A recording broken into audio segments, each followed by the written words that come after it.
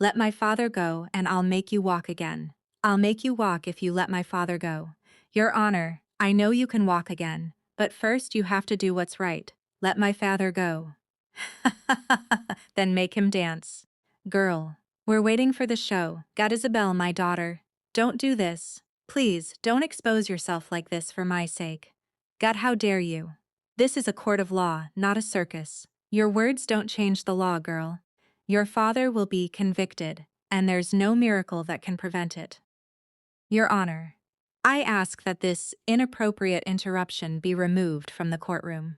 We are about to administer justice, and we cannot allow childish circuses to delay the proceedings.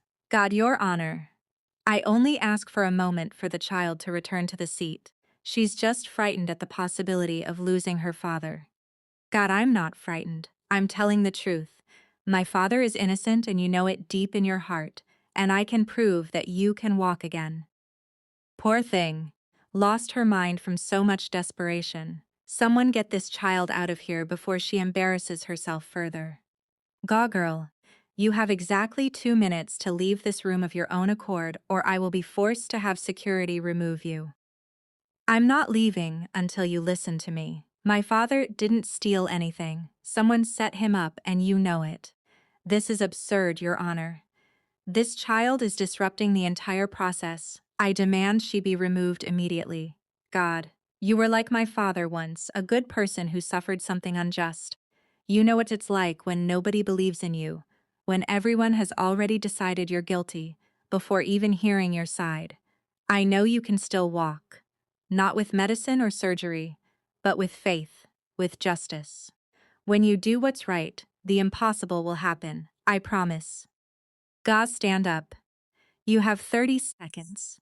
30 seconds to convince me that I shouldn't have security remove you from this courtroom and finalize this sentence. God, Your Honor, my father always taught me that truth leaves trails and lies do too. God, explain yourself quickly. God, on the day they accused my father of stealing the money, he was with me at the hospital. I had a medical crisis, and the doctors had to admit me. He stayed the entire night by my side. There are records, there are cameras, there are nurses who saw. How could he be stealing money from the company if he was holding my hand while I cried in pain? Your Honor, this is new and crucial information. If the defendant was at the hospital that night, he couldn't have executed the transactions that occurred in the company system. God, objection. This is a baseless allegation without proof, clearly a desperate attempt to manipulate the court through a child. God, what hospital? God Hope Medical Center, Pediatric Wing, Room 4208. It was in the early morning hours. I remember because my father didn't let go of my hand for a single second. He sang softly so I wouldn't be afraid. The nurses even commented that they had never seen such a devoted father. God, prosecutor, did you verify the defendant's whereabouts on the night in question? God, Your Honor, the transactions were made with the defendant's login and password. Physical presence is not necessary. He could have programmed everything remotely. But if he was at the hospital, who used his computer at the company? The system logs show physical access to my client's workstation. Someone was sitting at his desk using his computer. This court enters temporary recess. I want all records from Hope Medical Center regarding that night on my desk within the hour. Prosecutor Vale, your evidence better support your accusation, because if there are indeed hospital records, this case is far from over. Gad, Your Honor, this is irregular. The trial is already in the sentencing phase, and it can return to the evidentiary phase if I consider that there was a failure in the investigation. Bailiff, take the girl to a suitable room and bring her water. No one here is going to humiliate a child in my courtroom. Snorts. We need to talk now. We have a problem. Guy Lucas. Is it true you were really at the hospital that night? I was. I tried to say that from the beginning, but they said it didn't matter, that the digital evidence was more important than my alibi. Nobody wanted to hear. Someone deliberately ignored your alibi. Someone wanted you convicted at any cost. God. Come in. God, Your Honor, the records from Hope Medical Center have arrived. God. I want Nurse Martha Oliver summoned to testify today. Consider it top priority. Your Honor, that may take several hours music to locate the witness. Then start now, and I want Prosecutor Andrew Vale in my chambers in 5 minutes. Mr. Prosecutor, it seems there was a gravely serious failure in the investigation of this case. A solid alibi was completely ignored. I want explanations. Your Honor? I reviewed all the documents that were presented to me by the police investigation. If there is an alibi, it wasn't in the files I received. Then, someone in the police omitted crucial information from you, or you omitted it from the court. Which of the two is it, Prosecutor? I swear I didn't know about the hospital alibi, but I will investigate immediately how this went unnoticed. Do more than investigate. You will explain to me how a case with so many inconsistencies reached the sentencing phase. Ms. Oliver, did you work at Hope Medical Center on the night in question? Yes, Your Honor. I was on duty in the pediatric wing. And do you remember Lucas Albright? I remember him very well. He stayed the entire night by his daughter's side. The girl was very ill, in terrible pain, and he didn't step away for a single second. He even sang for her to sleep. It was one of the most touching moments I have witnessed in my entire career. Could you confirm whether he left the hospital at any point during that night? No, sir. I checked personally. He didn't leave even to eat. He only asked for water and stayed by the child's side the whole time. And why were you not called to testify before? Actually, Your Honor, I was called by the police to give a statement. I told him everything I knew, but after that, I was never called again. I thought it was strange, but I assumed my testimony wasn't relevant. Your Honor, I formally request a complete review of this case. There is clear evidence that my client was the victim of a setup and that crucial information was omitted from the court. Request granted. This trial is suspended until a new investigation is concluded. Mr. Lucas Albright, you are free under house arrest until new facts are determined. The handcuffs will be removed. The walls will fall, and the truth will arise again. Daddy! Screaming, you did it, my little one. You saved your father. One voice became a witness. One heart began to stand. Mr. Albright, did you always know who get it feel to be free? Will you sue the state for wrongful imprisonment? Screaming. You said it was a closed case, Andrew. You guaranteed there would be no complications. I didn't know about the hospital alibi. Someone from the investigation admitted that from me too. I don't care about your excuses. We have too much at stake here. If Lucas Albright starts asking questions, if he hires investigators, the whole scheme could come to light. And what do you want me to do? The judge suspended the case. Martha Oliver proved the alibi. Then find a way to discredit the witness, or better yet, find someone else to blame. But resolve this, Andrew, because if you fall, you won't fall alone. Come in. Prosecutor Vale, I need to speak with you about some irregularities we detected in the Albright case. Irregularities? Yes. Judge Cross ordered a complete audit of all documents presented by the prosecution, and we found something concerning. Where did you get this? Court system backups. Everything that passes through our computers gets archived, including prosecutors' correspondence. Norts. I'll need you to come with me to give a statement. It's better to cooperate now, prosecutor. Move. Please, move. It's not possible. Bring me all the files from my accident. Medical reports, police investigation, everything. Attorney Lane, this is Judge Cross. I need you to bring your client back to court tomorrow morning. And bring any information he has about corruption at Victory Corporation. I think we just discovered something much bigger. The prosecutor has been compromised, and Judge Cross is asking questions. Then we eliminate the problem. No, we've already drawn too much attention. If something happens to Cross or Albright now, the whole investigation will come back to us. And what do you suggest? We give them a culprit, someone to sacrifice. Andrew Vale is burned anyway. Let's make sure all the evidence leads only to him and stops there. Then let's remind the good Judge Cross music that accidents can happen again. This time perhaps involving a small courageous girl. God crying sighs, Isabel, wake up my love. Wake up now. God screaming, Daddy, what is it? Guy, we're leaving the house right now. Come with me quickly. Guy, what happened? Guy, look at this. Guy, we need to warn the police immediately. Guy, police? It was the police who manipulated the evidence against me. How am I supposed to trust them now? Guy, then let's go to Judge Cross. He needs to know about this. Guy, you can do this. If a child can have enough faith to challenge an entire courtroom, you can have enough faith to try. Thank you. Thank you. God, Your Honor, it's Attorney Lane. It's urgent. Guy, come in. Guy, Judge Cross, we received a threat. Guy, they're desperate. This confirms everything we suspected. Confirms what?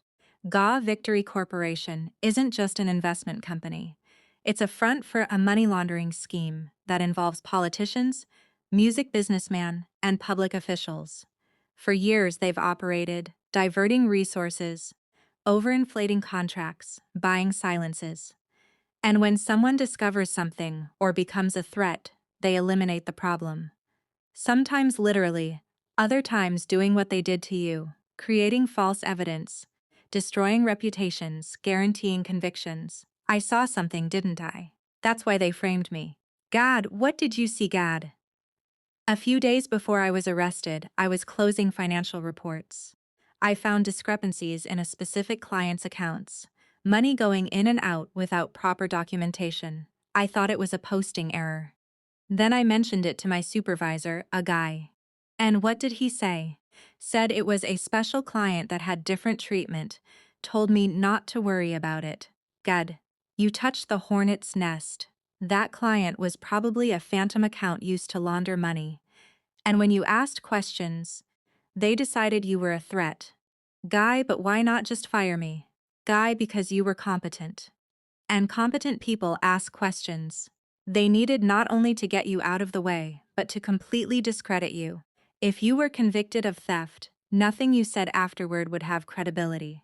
God, Judge, if we have this information, we can take it to federal prosecutors. We can bring down the entire organization. God, we can. But first, we need to guarantee this family's safety. Your Honor, we have a problem. Andrew Vale has disappeared. Gah, what do you mean, disappeared? Gah, he didn't come home last night. His apartment is empty. He doesn't answer calls, and we found something concerning in his office. At least 15 cases in the last 5 music years all follow the same pattern. Competent person discovers something, asks inconvenient questions, and suddenly is accused of crimes they didn't commit. God evidence appears out of nowhere. Witnesses are suppressed or bought. The system crushes them. God, Daddy, the lady from the hospital, the nurse who helped you, she's in danger too. God, Paul, send a patrol car to Nurse Martha Oliver's house immediately and put protection on this family too. God, already on its way. God, Isabel, you are very brave. Braver than many adults I've known. God, I just wanted to save my father. God, and you did, but you did more than that. You saved me too. God, how so? God, years ago, I was investigating a corruption scheme. I suffered an accident that confined me to this chair. At the time, I accepted it as bad luck, but yesterday I discovered it wasn't an accident. It was sabotage. The same people who destroyed you tried to silence me, and I let them. I gave up on the investigation. I became cold, bitter. I stopped seeking truth and started only following papers until yesterday. God, until yesterday? God, until yesterday. When a girl told me I could walk again if I did the right thing, I thought it was absurd. This isn't possible. I thought it wasn't, too. But it's happening. Every hour that passes, I feel more strength returning. The doctors would say it's impossible. Science would say it's impossible. But it's happening. When you challenged me yesterday, you didn't just challenge me to free your father. You challenged me to wake up, to remember why I became a judge, to believe again that justice isn't just following rules, but seeking truth. And when I started doing that, when I chose to investigate instead of just music condemning, something in me began to awaken. Not just metaphorically, literally. Gad, Your Honor, we found Nurse Martha Oliver. She's fine. But said 2 men tried to break into her house in the early morning hours. She managed to escape through the back and hide at neighbor's house. Guy, bring her here now. And I want maximum security. We have enough evidence to start bringing down this organization, but we need to be strategic. If we show our cards too early, they'll erase traces and sacrifice smaller pieces. Got Andrew Vale. That's why he disappeared. They're going to make him the scapegoat. Exactly. They'll put all the blame on him, claiming he acted alone out of personal ambition. The real responsible parties will remain untouched. So, what do? We turn the game around. They think they control the board, that they can sacrifice pieces at will, but they forgot something important. God screaming. What? That the most powerful piece in chess isn't the king. It's the queen. And sometimes the queen comes in the form of a courageous girl who refuses to give up. Tomorrow we will reopen not only your father's case, we will reopen every case on the list. We will show the world what these people did. And this time I won't stop until each one of them faces true justice. You're going to walk in the courtroom tomorrow? I'm going to do more than that. I'm going to run after the justice these people thought they had buried. Just one more, your honor. I didn't know you. Could already, I couldn't. Until a few days ago. But today I'm going to need to be ready for something much bigger than just standing. We have news. We found Andrew Vale. Where? In the river. Fishermen found the body in the early morning. Suicide? Officially. Yes. But the coroner found something interesting. There are marks suggesting he was forced to write a confession letter before the end. They killed him and staged a suicide.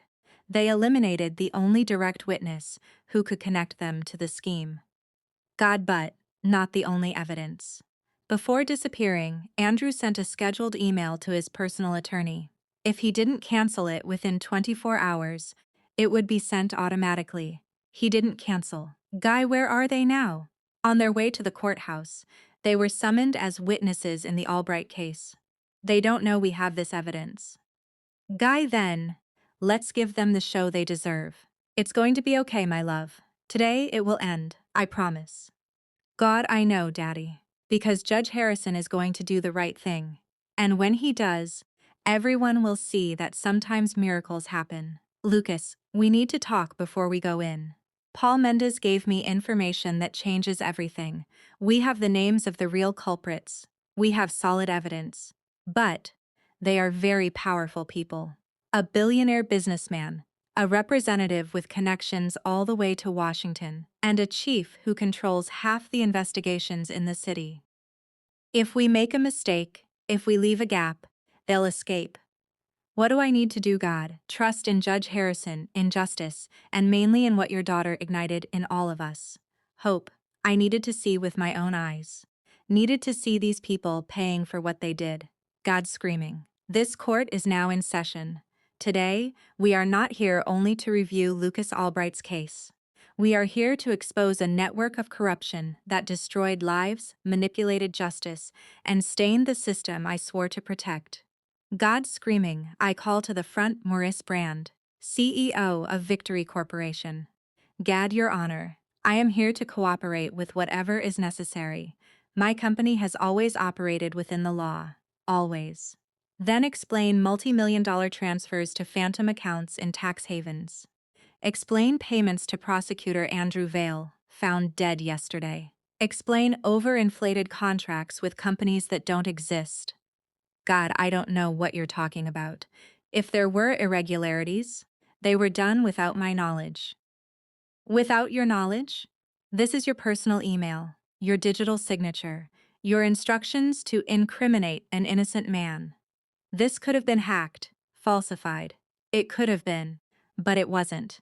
I call to the front representative, Sergio Castellano. Representative, you sponsored 3 bills in recent years that directly benefited Victory Corporation. Tax reductions, relaxation of oversight, protection against audits. In exchange, you received campaign donations, totaling millions, legal donations, within the limits allowed by electoral legislation.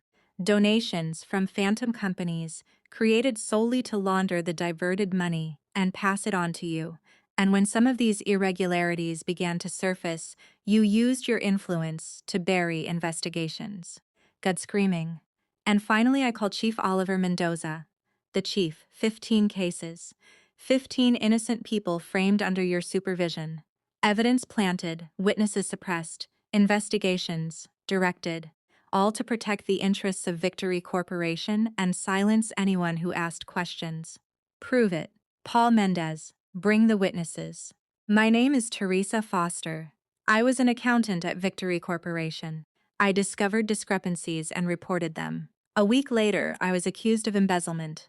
I lost my job, my reputation, my family. I spent 2 years in prison for a crime I didn't commit. God Richard Nevins, investigative journalist.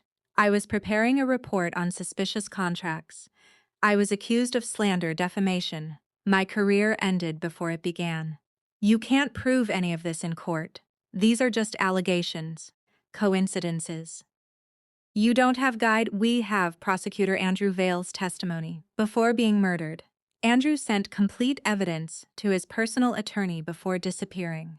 Recordings of conversations between you three, detailed instructions on how to manipulate cases, payment records, and a video confession recorded as life insurance that didn't save him.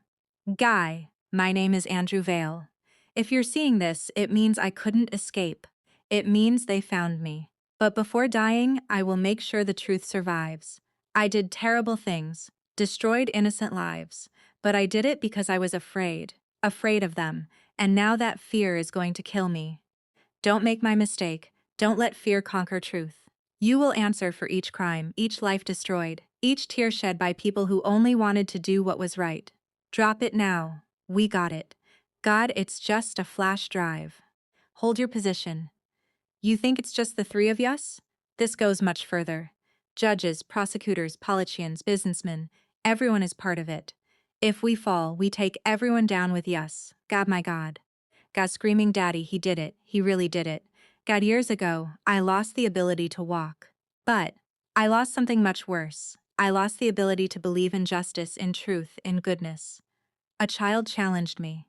She promised me I would walk again if I did the right thing. At the time, I thought it was impossible, that it was just a naive hope of someone too young to understand that the world doesn't work that way. But she was right. God screaming not about magic or miracles in the sense we imagine. She was right about something deeper. When we choose to do what's right, when we choose justice over convenience, truth over ease, something in us heals, something awakens. You built an empire on injustices. You destroyed families, ruined lives, stained the system that you protect the innocent. And you did it because you thought you were untouchable, that no consequence would reach you. But every injustice sooner or later finds its reckoning. And today is that day. Maurice Brandt, Sergio Castellano, and Oliver Mendoza, you are formally charged with criminal organization, corruption, procedural fraud, ideological falsehood, and as masterminds of the murder of Andrew Vale. You will be arrested immediately and will answer for each crime. You won't get away with this. This is a mistake. You'll regret this. For each of you, the state offers not just formal apologies, but complete compensation. Your names will be cleared, your criminal records will be erased, and each music day you spent in prison unjustly will be compensated financially. Lucas Albright, approach. Mr. Albright, in the name of this court, in the name of justice, I ask forgiveness. Forgiveness for not having listened from the beginning. Forgiveness for almost allowing an innocent man to be convicted. Forgiveness for letting the system fail, you and your family. Thank you for having a daughter who taught me what I had forgotten.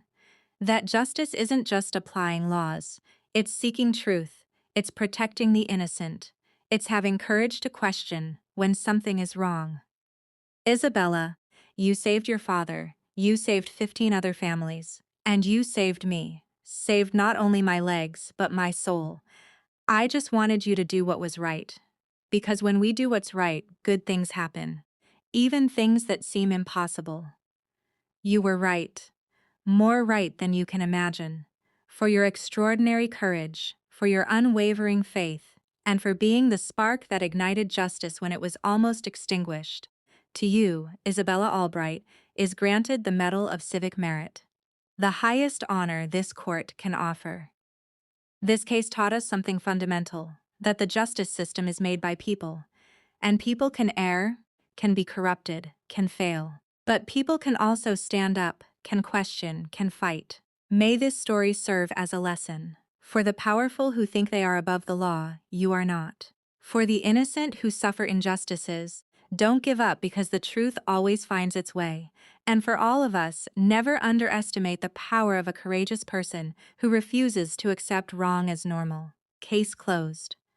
When justice calls, the wall's music will fall and the truth will rise music again. God sing. He opened up the old bag and music the room forgot to breathe. God is new. What does it say? A legend full of history that no one singing would believe. Old money on the marble, old signatures in ink. God, every page was crying out. Remember what music they did. They took his dream with paper. They took his seat with lies. But they never took the courage. The courtroom doors burst open. Federal marshals flooded in, weapons raised at the men who'd tried to flee with the flash drive. Maurice Brand, Sergio Castellano, Oliver Mendoza, you are under arrest for conspiracy, obstruction of justice, and the murder of Andrew Vale. This is illegal. You have no jurisdiction. Federal prosecutors have been listening to this entire hearing, Judge Harrison said, gesturing toward the back of the room where two agents stood. Everything you just said, everything Andrew Vale recorded, is now part of a federal indictment. Take them away. Chief Mendoza lunged for the exit. A marshal tackled him before he reached the door. Castellano tried to invoke immunity as a sitting representative. Harrison reminded him that immunity didn't cover murder, conspiracy.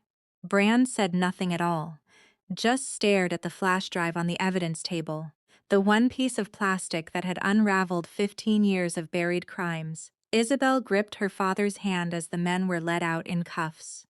Daddy, it's really over. It's really over, my love. Judge Harrison rose from his chair, fully, steadily, no tremor in his legs, and walked around the bench for the first time in 15 years. Gasps rippled through the gallery. Attorney Lane wiped her eyes. Even the bailiff forgot his composure. 15 years ago, these men took my legs to silence me, Harrison said, his voice carrying across the courtroom. Yesterday, a little girl reminded me that they never took my spine. He knelt in front of Isabel, meeting her at eye level. You asked me to do what was right, and I got my miracle. But the real miracle isn't that I'm standing. It's that you never stopped believing justice was still possible, even when the whole world told you to sit down and be quiet. Outside the courthouse, reporters swarmed. Teresa Foster and Richard Nevins, exonerated after 2 years and a ruined career respectively, stood together for the first time. Proof the 15 buried cases would finally be reopened, one by one. Nurse Martha Oliver received a formal commendation for her testimony, and round-the-clock protection until the trials concluded. Andrew Vale's final recording was entered into evidence as his dying testimony. A confession that convicted the men who'd killed him, even from beyond the grave. His attorney later said the flash drive contained enough documentation to unravel Victory Corporation's entire network across 3 states. 6 months later, Lucas Albright stood in his restored office at Victory Corporation's dissolved headquarters, repurposed now as a legal aid clinic for people who couldn't afford representation. Isabel sat cross-legged on his desk, swinging her feet. Daddy, do you think Judge Harrison will keep walking? I think, Lucas said, smiling. He's going to run for a very long time, and so are we. Outside the window, the sun broke through the clouds over the courthouse steps. The same steps where a little girl once